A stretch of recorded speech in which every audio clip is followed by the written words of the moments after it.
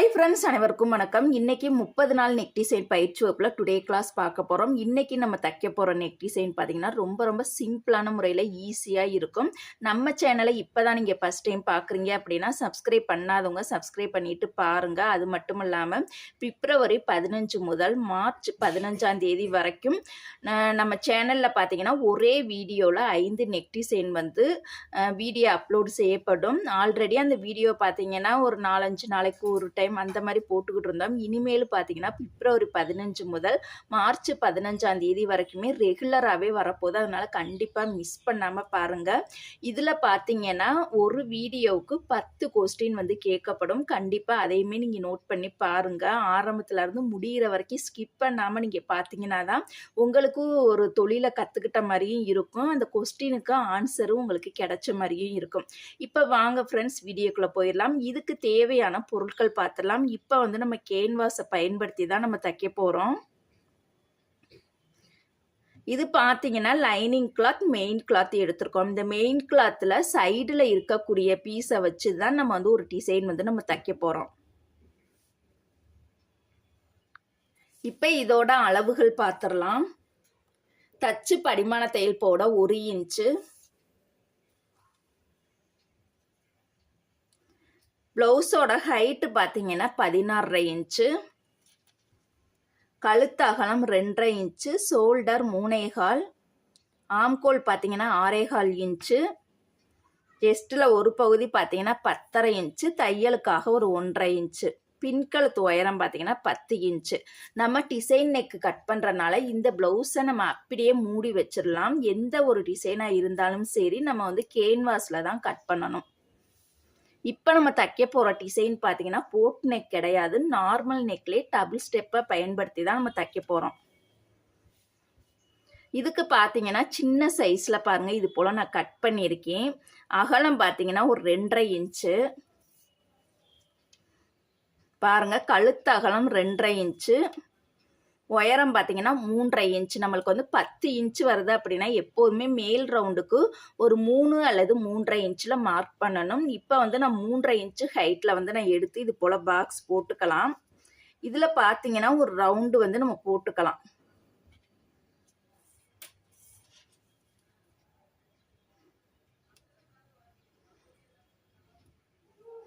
இதோட ஹைட்டு பார்த்தீங்கன்னா 1.25.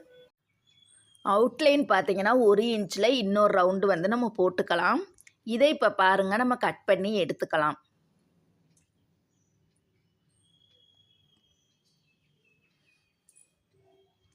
இப்போ நம்ம கட் பண்ணிக்கிட்டு இருக்கிறது நார்மல் நெக் தான், போட் நெக் கிடையாது.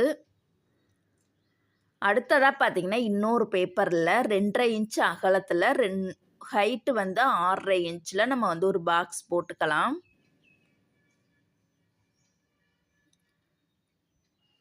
நம்மளுக்கு 10 இன்ச்சுங்கிறனால மேலே 3.5 கீழே 6.5 சேர்த்து இது போல் போட்டுக்கலாம். இப்போ 6.5 சென்ட்ரு பகுதி 3.25 இந்த மாதிரி குறிச்சிக்கலாம் பாருங்கள். இப்போ ஒரு டிசைன் பார்த்தீங்கன்னா இந்த மாதிரி ஷேப்பில் தான் நம்ம போட போகிறோம்.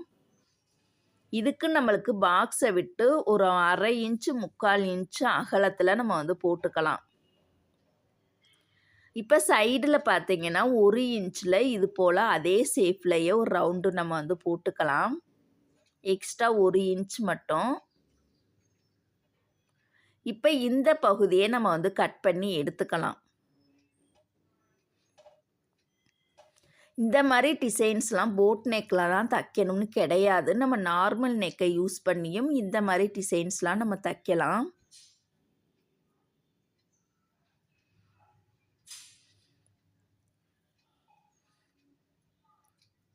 இப்போ பாருங்கள், இந்த ஷேப்பில் தான் நம்ம தைக்க போகிறோம். கண்டிப்பாக மிஸ் பண்ணாமல் பாருங்கள். இப்போ பாருங்கள், நம்ம மெயின் கிளாத்தை தனியாக எடுத்து வச்சிடலாம். லைனிங் கிளாத்தை இது போல் விரித்து வச்சுட்டு நம்ம வெட்டிய அந்த ரவுண்டு ஷேப் பாருங்கள், மேலே சென்ட்ரு பகுதியில் கரெக்டாக வச்சுக்கலாம். கரெக்டாக வச்சுட்டு உள் ரவுண்டில் அந்த ஒரு நூல் கேப்பில் நம்ம தையல் போட்டுக்கலாம். ஃபஸ்ட்டு மேல் ரவுண்டுக்கு தைச்சிட்டு அதுக்கப்புறமா கீழே உள்ளதுக்கு தைச்சிக்கலாம். இப்போ நான் எப்படி தைக்கிறேனோ அதே மாதிரி மெத்தட்லேயே தைங்க, ஈஸியாக இருக்கும். இப்போ அவுட்லைனில் இன்னொரு தையல் கேன்வாஸ் மேலேயே ஒரு நூல் கேப்பில் நம்ம வந்து தச்சுக்கலாம்.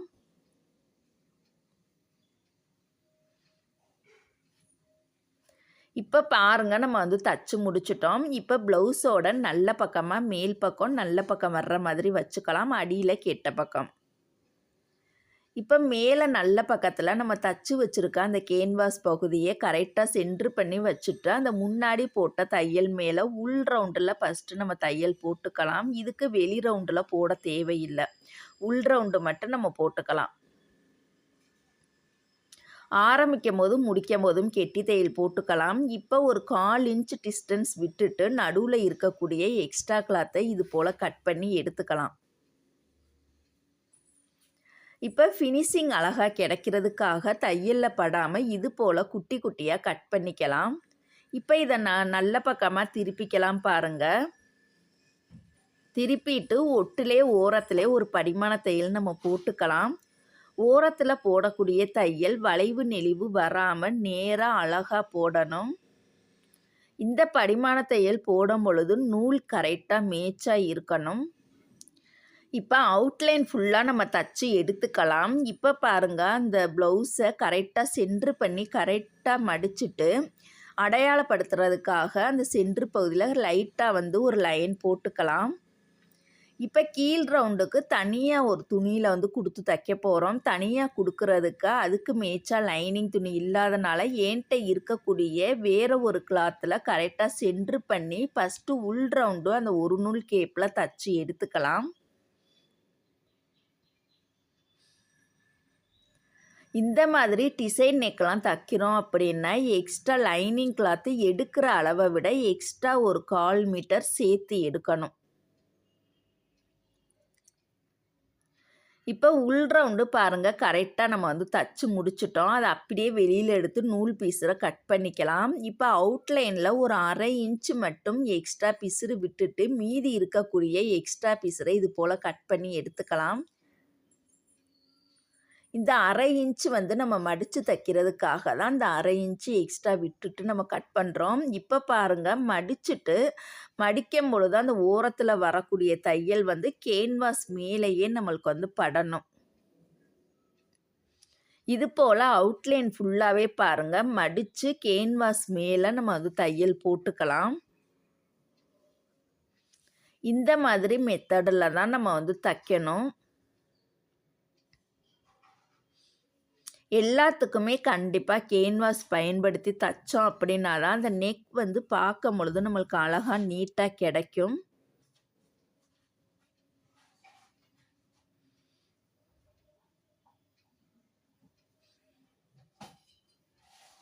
இப்போ இதை கரெக்டாக சென்ட்ரு பண்ணி மடிச்சுட்டு அடையாளப்படுத்துறதுக்காக சென்ட்ரு பகுதியில் லைட்டாக கட் பண்ணிக்கலாம்.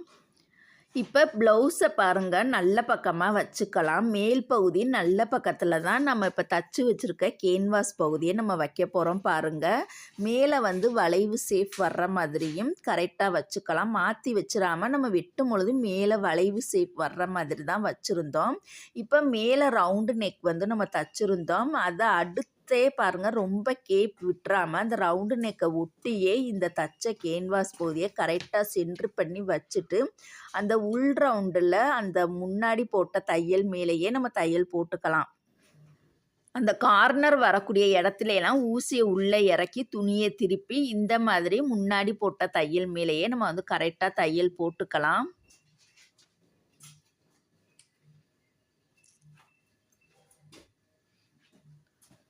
இப்போ அதை வெளியில் எடுத்துட்டு நூல் பீஸரை கையோடே கட் பண்ணி விட்டுறணும். இப்போ நடுவில் இருக்கக்கூடிய எக்ஸ்ட்ரா பீஸரை நம்ம கட் பண்ண போகிறோம். அதுக்கு லைட்டாக இது போல் கொஞ்சம் மட்டும் நம்ம வந்து கட் பண்ணிவிட்டு இப்போ பாருங்கள் நம்ம வந்து ஒரு 1/4 இன்ச்சு மட்டும் டிஸ்டன்ஸ் விட்டுட்டு மீதி இருக்கக்கூடிய எக்ஸ்ட்ரா பகுதியை இது போல் கட் பண்ணி எடுத்துட்டு சுற்றியுமே நம்ம ஃபினிஷிங் கிடைக்கிறதுக்காக தையலில் படாமல் குட்டி குட்டியாக நம்ம கட் பண்ணி எடுத்துட்டு இதை பாருங்கள் இப்போ வந்து உள்பக்கமாக அந்த பிசுறு பகுதியை உள்பக்கமாக இது போல் தள்ளி விட்டுறலாம். அழகாக நீட்டாக அந்த நெக்கோட ஷேப்பை கரெக்டாக எடுத்து விட்டுட்டு இப்போ பாருங்கள் அந்த கார்னர் ஷேப்லாம் நம்மளுக்கு வந்து கரெக்டாக அழகாக ஷேப்பில் எடுத்து விட்டதுக்கு அப்புறம் தான் நல்ல பக்கமாக ஒட்டுலே ஓரத்துலேயே நம்ம படிமான தையல் போடணும். கண்டிப்பாக இந்த படிமான தையல் போடும் பொழுது நூல் மேட்சாக இருக்கணும். இந்த படிமான தையல் போடும் பொழுது அடியில் இருக்கக்கூடிய லைனிங் கிளாத்து சைடு பக்கமும் மேல் பக்கமும் தெரியக்கூடாது. அந்த அளவுக்கு அழகாக நீட்டாக கவர் பண்ணி பொறுமையாக ஓரத்திலே தைக்கணும். ஓரத்தில் தைக்கக்கூடிய தையல் வந்து அழகாக நேராக வரணும். வளைவு நெளிவாக அப்படியே கோணலும் மாணலுமா வளைவு நெளிவாக வராமல் அழகாக நேராக தைக்கணும் பாருங்கள். இந்த நெக் டிசைனுக்கு தையல் மட்டும் அழகாக நேராக இருக்கணும். அப்போ தான் பார்க்குறதுக்கு ஃபினிஷிங் வந்து சூப்பராக பக்காவாக இருக்கும். ஏன்னா இப்போ நம்ம தைக்கக்கூடிய நெக் டிசைன் வந்து சிம்பிளான டிசைன், லேஸ் ஒர்க்கு எதுவுமே நம்ம பயன்படுத்தி தைக்க போகிறது கிடையாது. அதனால தையல் வந்து அழகாக நீட்டாக வளைவு நெளிவு இல்லாமல் இருக்கிற மாதிரி பார்த்துக்கணும். இப்போ அடுத்ததாக பாருங்க, இதே கலர் சேம் கலர்லேயே ஸ்கொயர் ஷேப்பில் நம்ம வந்து கட் பண்ணிக்கலாம். கட் பண்ணிவிட்டு இதுக்கு பார்த்தீங்கன்னா பீட்ஸ் பஞ்சிங் மிஷினுக்கு யூஸ் பண்ணக்கூடிய அந்த பீட்ஸை எடுத்து இது போல் சென்ட்ரு பகுதியில் கரெக்டாக வச்சுட்டு நல்லா டைட்டாக முறுக்கிட்டு இது போல் ஒரு 4-5 டைம் டைட்டாக சுற்றி டபுள் நாட் வந்து போட்டுக்கணும். இப்போ நான் எப்படி செய்கிறேனோ அதே மாதிரி மெத்தட்லேயே கரெக்டாக நீங்கள் செஞ்சீங்க அப்படின்னா ஈஸியாக இருக்கும். இதுக்கு வந்து நான் தெர்மாக்கோல் பால் வந்து நான் எடுக்கலை, பீட்ஸை தான் எடுத்திருக்கேன். எனக்கு என்னமோ இந்த பீட்ஸை வச்சு தச்சே நான் பழகிட்டனால இதுதான் எனக்கு என்னமோ ஈஸியாக இருக்க மாதிரி இருக்குது. அதே டைம் பார்த்தீங்கன்னா தெர்மாக்கோல் பால் வந்து கடையிலலாம் ஒரே சைஸாகவே கிடைக்கல, எல்லாம் வேறு வேறு சைஸில் கிடைக்கிறனால அது வந்து கொஞ்சம் பிறக்கி எடுத்து நம்ம இது பண்ணுறவங்களாட்டி டைம் ஆகும் இல்லையா. இதுனா எல்லாம் ஒரே சேமாக இருக்கனால நான் இதுலேயே சுற்றி எடுக்கிறேன் பாருங்கள். நான் சாம்பிளுக்காக உங்களுக்கு ஒரு 4-5 பீஸ் மட்டும் ரெடி பண்ணி காமிக்கிறேன். இப்போ நூல் பீஸரை கட் பண்ணிவிட்டு இப்போ பாருங்கள் ஒட்டியே நம்ம அந்த கழுத்தை ஒட்டியே கட் பண்ணாமல் ஒரு 3/4 இன்ச்சு நீளத்தில் இது போல் நம்ம பிசுறு பகுதியை கட் பண்ணிக்கலாம். ஒட்டியே கட் பண்ணோம் அப்படின்னா தைக்கும் பொழுது நம்மளுக்கு ரொம்ப கஷ்டமாக இருக்கும். அதனால அந்த கழுத்து பகுதியிலேருந்து அந்த பாசியில் இருக்கக்கூடிய அந்த கழுத்து பகுதியிலேருந்து ஒரு 3/4 இன்ச்சு கேப் விட்டுட்டு இந்த மாதிரி நம்ம கட் பண்ணிக்கலாம். இப்போ இதை தைக்கும் பொழுது நம்ம வந்து அந்த நண்டுக்காலை ஒன் சைடு இருக்க மாதிரி நம்ம வந்து போட்டுக்கணும். ஒன் சைடு நண்டுக்காலில் தான் இதை வந்து நம்ம தைக்க முடியும் பாருங்கள். இதோட டிஸ்டன்ஸ் வந்து நான் 3/4 இன்ச்சு வர்ற மாதிரி வச்சுருக்கேன். 1 இன்ச்சு அல்லது 3/4 இன்ச்சு நம்மளுடைய விருப்பம்தான். நெருக்கமாகவும் வச்சுக்கலாம், இல்லை கொஞ்சம் டிஸ்டன்ஸ் விட்டுட்டு கிழக்கவும் வச்சுக்கலாம். இது போல் கரெக்டாக நான் வந்து 3/4 இன்ச்சில் கரெக்டாக இது போல் நான் மார்க் பண்ணிவிட்டு அந்த ஒவ்வொரு புள்ளிக்கும் நேராக அடியில் வந்து பிசுறு போகிற மாதிரியும் கரெக்டாக அந்த பாசி மட்டும் வெளியில் தெரிகிற மாதிரியும் கரெக்டாக வந்து நம்ம தைக்கணும் பாருங்கள்.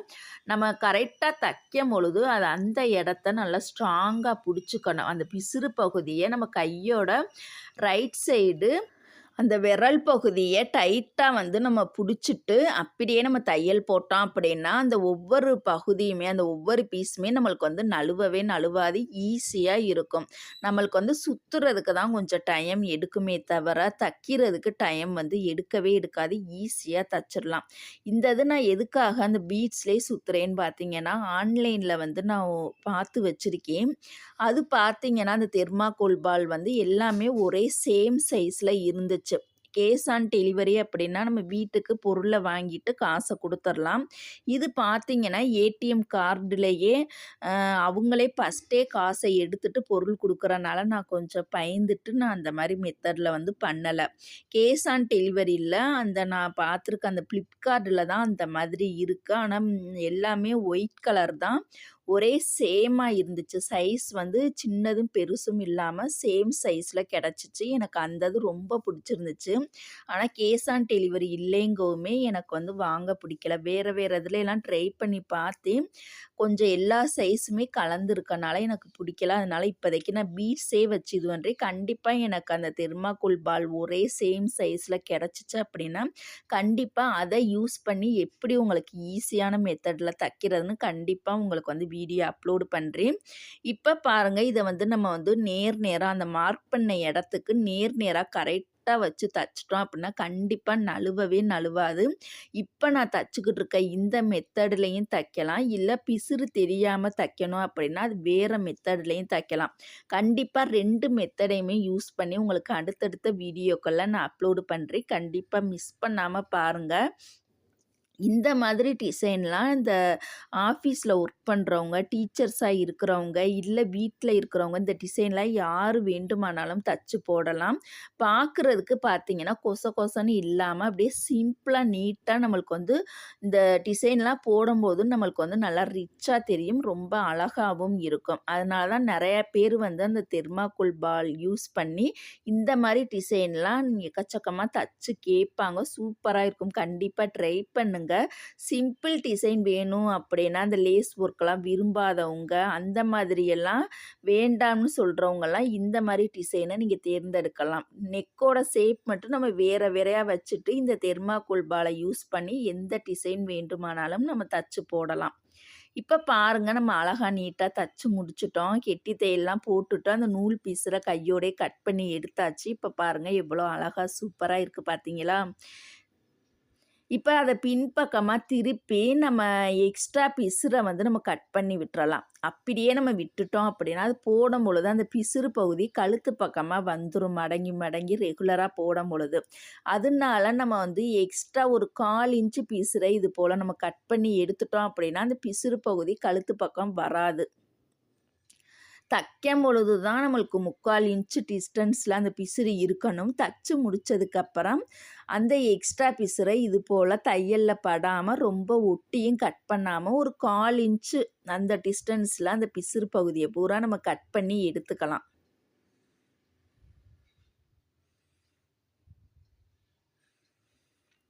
இப்போ பாருங்கள் அழகாக நீட்டாக நம்ம கட் பண்ணி விட்டுட்டோம்.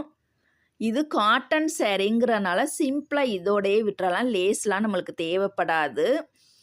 இப்போ பாருங்கள் இந்த பகுதியை அழகாக நீட்டாக நம்ம அயர்ன் பண்ணி எடுத்துக்கலாம். இந்த டிசைன் பிடிச்சிருந்துச்சு அப்படின்னா லைக் பண்ணுங்கள், உங்களுடைய கருத்துக்களை கமெண்ட் பண்ணுங்கள். தேங்க்யூ.